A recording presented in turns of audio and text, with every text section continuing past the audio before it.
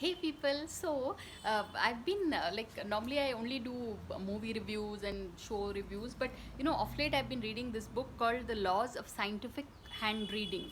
So it's a very my God, it's a 600 page book, more than 600, 640 pages I think, and it's about the fact that the shape of our hands, the way like the hands are connected with the brain, right? So apparently, right down to the shape and texture. Is like it is very dependent on how our mind works apparently.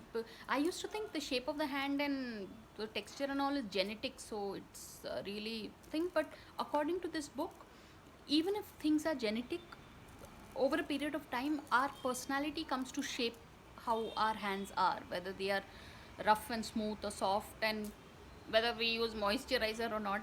But no, but that apart, right down to whether the palm is easily flexible is apparently indicative of how flexible we are as people. So I find this study, this whole book, rather fascinating, and it's a very old book. It was published, I think it's been published by William G. Benham. So the names like William itself are so like old fashioned. So whatever, I mean, it's it was a book, I think, that was released in the early part of